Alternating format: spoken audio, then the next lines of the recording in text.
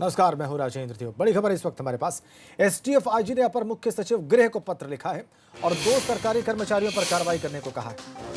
अनुशासनात्मक कार्रवाई के लिए पत्र लिखा है। मानदेय पर रखे गए निजी सचिव को पद से हटाने की अनुशंसा की गई। बड़ी खबर।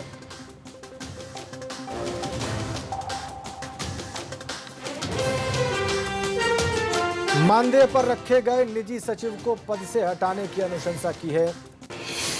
2 सरकारी कर्मचारियों पर कार्रवाई की कहा है एसटीएफ आईजी ने पत्र लिखकर अपर मुख्य सचिव गृह को।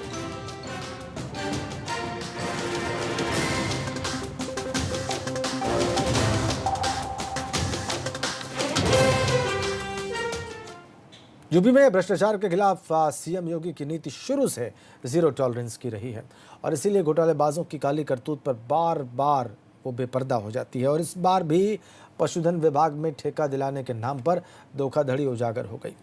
इसमें अधिकारी से लेकर कई नटवर लाल तक घोटाले के घेरे में आकर नप गए। आखिर किस तरह इस घोटाले को अंजाम दिया गया, इस रिपोर्ट में देखिए।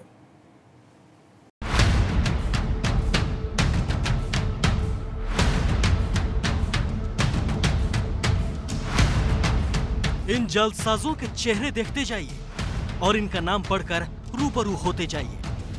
चेहरे के ऊपर सादगी भरा चेहरा ओढ़े ये सभी वो नटवर लाल हैं जो ठाठ से बंद एसी कमरे में बैठकर करोड़ों का टेंडर दिलाने के नाम पर ठगी करते थे। असल में इस गिरोह का नेटवर्क जुड़ा था पशुधन विभाग में टेंडर दिलाने के नाम पर। ये सभी विधानसभा में बैठकर फोन की घंटी घुमाते और लोगों को भरोसे में लेते थे। उसके बाद उनसे हजारों नहीं, लाखों भी नहीं, बल्कि करोड़ों की ठगी टेंडर दिलाने के नाम पर करते थे। ये मामला तब खुला जब इंदौर का एक व्यापारी मंजीत इन नटवरलालों के झांसे में आ गया और टेंडर लेने के नाम पर करोड़ों गंवा बैठा। मंजीत को जब लग गया कि वो इन जालसाजों का शिकार बन चुका है तो किसी तरह वो सीएम योगी तक अपनी बात पहुंचाने में कामयाब हो गया। फिर तो सीएम योगी ने जांच कराई और पशुधन के जालसाजों को बेनकाब कर दिया। इस भ्रष्टाचार के खिलाफ सीएम योगी इतने एक्शन में हैं कि उन्होंने इसकी जांच एसटीएफ को सौंप दी है। साथ ही संबंधित अधिकारियों को भी स्पष्ट निर्देश दे दिया है कि तेजी से इस मामले की तह तक जाकर सभी को गिरफ्तार करें। भारतीय जनता पार्टी की सरकार ने हमारे मुख्यमंत्री जी के निर्देश पर जीरो टॉलरेंस की नीति अपनाई है और इस प्रकरण में तह तक जाने के लिए स्पष्ट रूप में एसटीएफ को दिशा निर्देश दिए गए हैं कि चाहे जितना बड़ा भी कोई व्यक्ति प्रभावशाली हो, अगर किसी प्रकार से कोई किसी भी धोखाधड़ी में या किसी भी प्रकार फर्जीवाड़े में कोई शामिल होता है तो उसके खिलाफ कठोरतम कार्रवाई की जाए। इस पूरे नेटवर्क का मोडस ऑपरेंडी समझिए। इस ठगी में पशुधन राज्य मंत्री जयप्रकाश निषाद का निजी सचिव और प्रधान सचिव शामिल था। प्रधान सचिव रजनीश दीक्षित और निजी सचिव धीरज कुमार को पुलिस ने गिरफ्तार किया। ठगी के खेल में लखनऊ पुलिस का सिपाही दिलबहार सिंह यादव भी शामिल था। पकड़ा गया जालसाज आशीष राय मास्टरमाइंड था जो विधानसभा में अफसर बनकर बैठता था। इंदौर के व्यापारी को इसी ने विधानसभा में बुलाकर टेंडर का झांसा देकर ठगी की थी। आशीष राय पशुधन का डायरेक्टर एसके मित्तल बनकर विधानसभा के कमरे से डील करता था।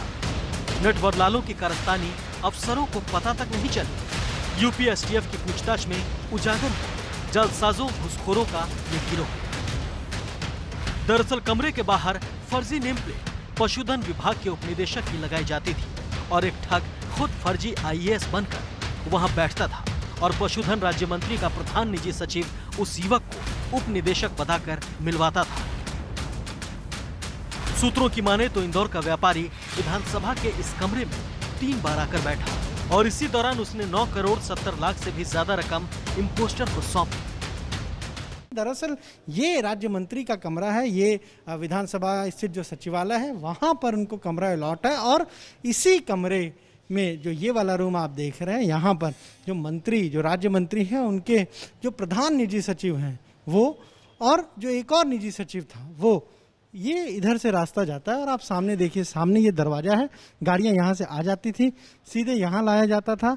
यहाँ पर जो मंत्री का प्रधान निजी सचिव था वो बैठता था और वो अपने आप को दिखाता था इस तरीके से। एक इम्पोस्टर बैठता था अंदर जब लाया जाता था ठेकेदार को, या जिसने हम कहें कि एफआईआर दर्ज कराई है, और सारी बातचीत यही होती थी इसी कमरे के भीतर। और जब कोई बाहर का व्यक्ति देखिए विधानसभा में आएगा, सचिवालय में आएगा और इन सारी चीज़ों को देखेगा तो उसे ये लगेगा कि वाकई अंदर जो बैठा है वो असली व्यक्ति है, लेकिन ऐसा था नहीं, वो मिली भगत थी।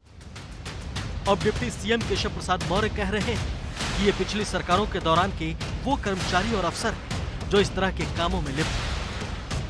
मैं यह मानता हूं कि अभी भी बड़ी संख्या में अधिकारी और कर्मचारी जो सपा बसपा की मानसिकता से ग्रस्त रहे हैं वह सरकारी नौकरी छोड़ करके नहीं गए हैं, और उनके कारण ही इस प्रकार की परिस्थितियां उत्पन्न हो रही हैं। लेकिन बहुत गंभीरता से जांच हो रही है और जांच करके जो दोषी हैं उनके खिलाफ कार्रवाई हो रही है। किसी भी मामले में किसी को बच करके नहीं जाने दिया जाएगा। जो गलत करेगा उसको जो सजा का प्राविधान उसको सजा दी जाए। फिलहाल तो इस केस में अब तक 7 हाई प्रोफाइल नटवरलाल गिरफ्तार हो चुके हैं। बाकी लोगों की गिरफ्तारी के लिए तलाश तेज है। संतोष शर्मा के साथ अनुभव शुक्ला, एबीपी गंगा, लखनऊ।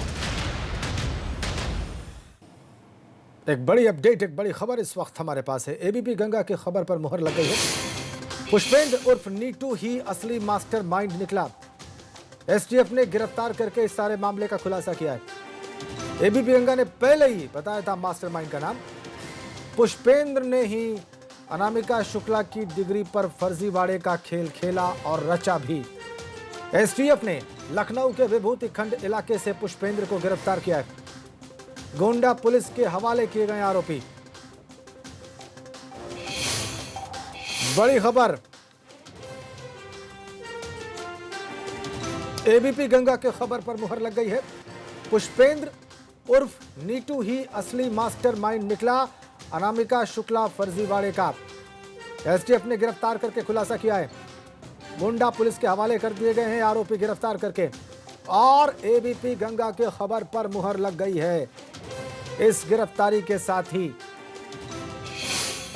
पुष्पेंद्र ने ही रचा था यह सारा फर्जीवाड़ा डॉक्यूमेंट्स का।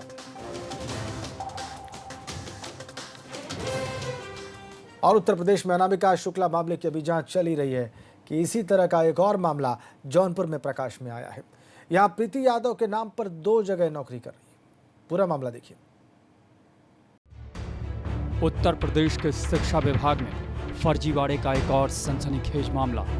इस बार शिक्षिका का नाम प्रीति यादव है और मामला जौनपुर से जुड़ा हुआ है। दरअसल अनामिका शुक्ला मामले की जांच के दौरान ही पता चला कि जौनपुर में प्रीति यादव के नाम से 2 जगह नौकरी की जा रही है, जबकि 2017 में कस्तूरबा विद्यालय में आवेदन करने वाली प्रीति यादव अभी तक बेरोजगार है और उनके शैक्षणिक प्रमाण पत्र पर जौनपुर के मुक्तिगंज और आजमगढ़ के पवई विकासखंड कस्तूरबा विद्यालय में मैनपुरी की प्रीति यादव 2019 से नौकरी कर रही हैं। मेरी बेटी ने कस्तूरबा गांधी के लिए आवेदन किया था और वह जन्मतिथि में 9 दिन की कमी के कारण काउंसलिंग प्रक्रिया में भाग नहीं लिया, और उसके स्थान पर अब कौन लड़की, हालांकि अब जानकारी में आया है कि वह मैनपुरी जनपद की कोई दूसरी लड़की है।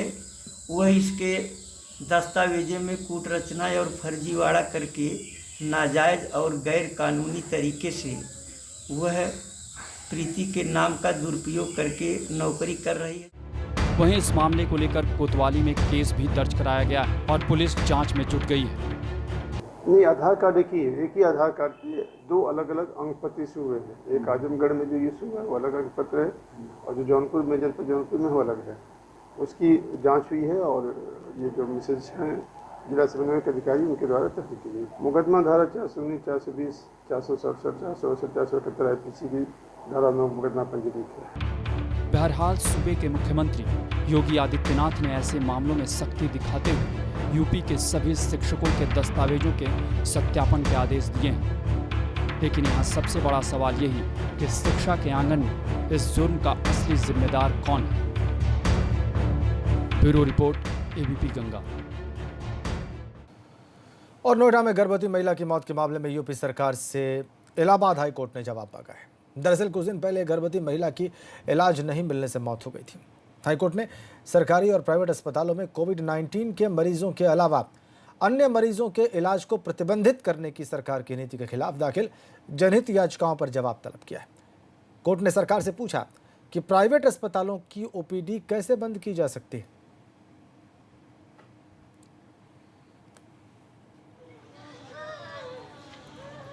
और मुख्यमंत्री योगी आदित्यनाथ की लोकप्रियता सोशल मीडिया पर बहुत तेजी से बढ़ रही है। उनके ट्विटर पर फॉलोवर 10 मिलियन के पार हो गए, यानी 1 करोड़ से ज़्यादा।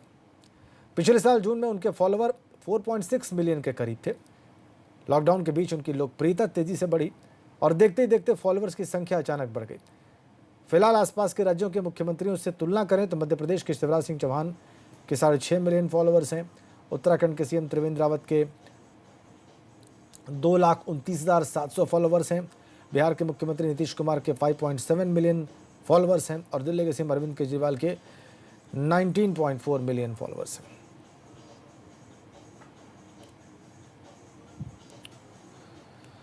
और एक और कोरोना महामारी को लेकर पूरे देश में अलर्ट जारी किया जा चुका है। वहीं बलिया में कोरोना पर आस्था भारी पड़ती दिखाई पड़ी। यहां उजियार घाट पर हजारों लोग अपने बच्चों के मुंडन संस्कार के लिए इकट्ठे नजर आए और बिना मास्क और सोशल डिस्टेंसिंग के नियमों की जमकर इन्होंने धज्जियां उड़ाई।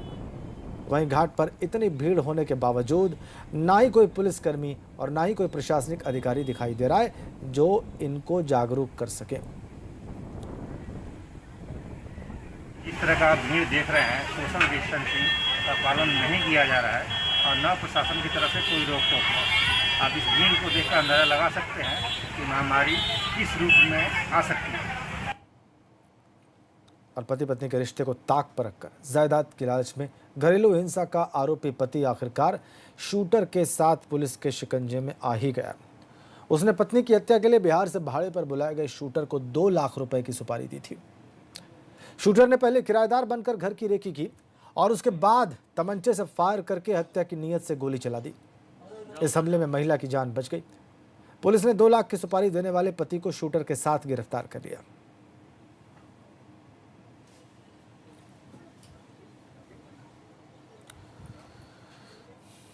इधर बहराइच में एक पुलिसकर्मी का वीडियो बहुत तेजी से वायरल हो रहा है। वीडियो में पुलिसकर्मी 5,000 रुपए लेते हुए दिखाई दे रहा है।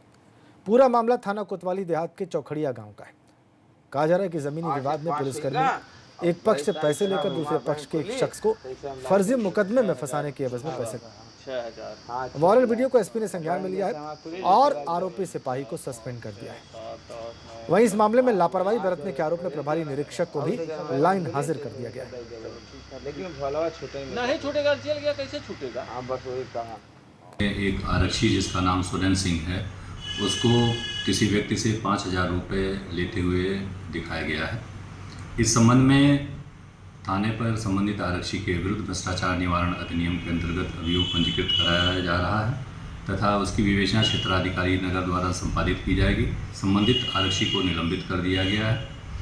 इस संबंध में एक आरोप यह भी लगाया गया है कि उक्त आरक्षी ने किसी व्यक्ति को फंसाने के उद्देश्य से ये पैसे लिए थे और उस व्यक्ति के विरुद्ध एनडीपीएस के अंतर्गत कार्रवाई की गई है। संबंधित एनडीपीएस की विवेचना क्राइम ब्रांच को हस्तांतरित की गई है तथा इस संबंध में उक्त अपराधी के परिजनों की तहरीर को भी उस विवेचना में सम्मिलित किया जाएगा।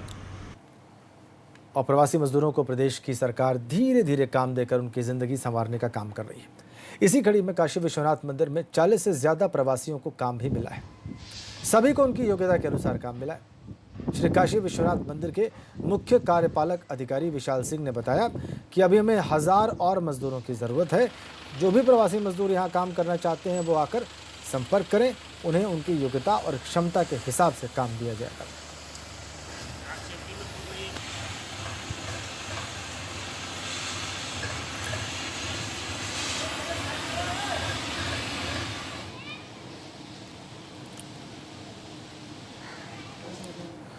और कोरोना वायरस के संक्रमण से बचाने के लिए सिर्फ इंसानों ही नहीं, आम और दूसरे फलों को भी मास्क पहनाया जा रहा है।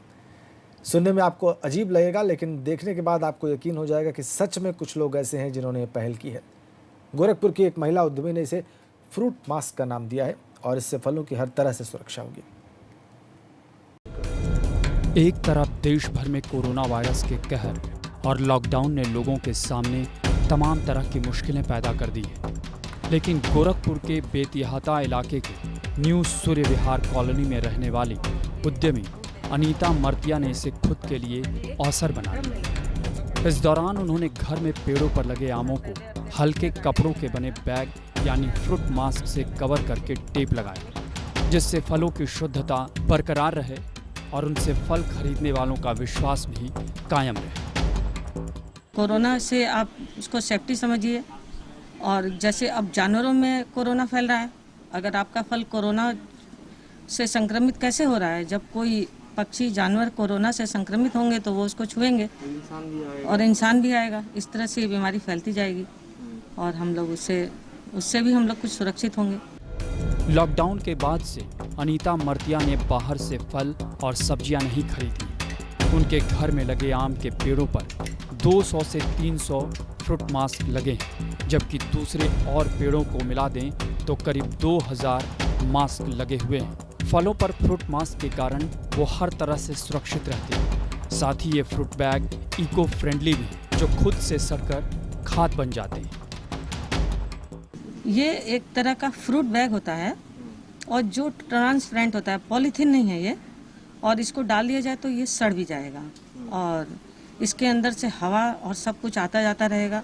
और जो मैंने मेहनत की है और उसमें फ्रूट अपने हिसाब से ऑक्सीजन अपना ले करके बड़े होते रहेंगे और जब फल तैयार हो जाएंगे तो बिना ख़राब हुए उसको हम लोग, चिड़िया या कोई भी जानवर उसको ख़राब नहीं करेगा। और हर तरह के, एक तरह से जो एटमॉस्फेयर भी इस समय ख़राब है, उससे हमारे फल भी बचे रहेंगे। कोरोना महामारी के बीच जब हर कोई संक्रमण से बचने के लिए शुद्ध फल और सब्जियां खरीदने की चाहत रखता हो, ऐसे लोगों के लिए इस तरह से तैयार आम और फल से वाकई सुकून के साथ स्वाद भी मिलेगा। Bureau report, ABP Ganga. वक्त एक छोटे से ब्रेक।